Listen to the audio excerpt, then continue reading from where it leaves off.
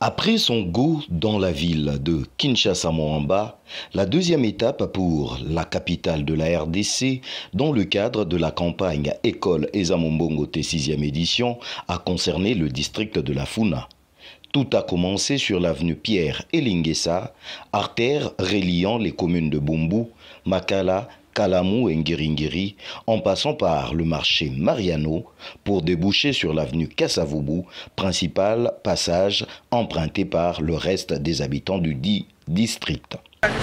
Avec à sa tête leur secrétaire général, Serge Bondedi Eley, les membres de Young Men Action for Education, IMAE-ONG, ont sensibilisé la population de ce coin de Kinshasa à dénoncer les cas de marchandisation de l'éducation et sur le respect strict des mesures prises par le gouvernement concernant la rentrée scolaire 2023-2024. Où ces prédicateurs de la bonne éducation sont passés, la population s'est empressée non seulement d'écouter IMAE-ONG, mais aussi à dénoncer des cas approuvés de marchandisation tout en louant l'initiative.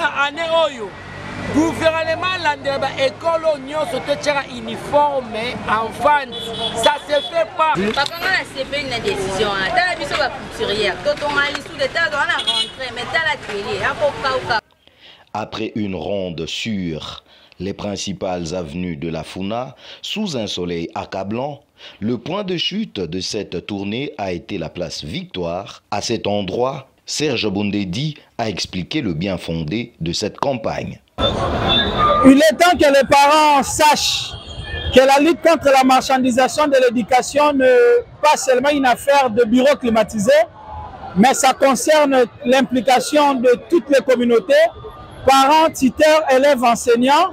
Il fallait donc leur apporter ce message dans leurs étalages, dans leurs lieux de commerce, pour leur dire que les inscriptions doivent être gratuites.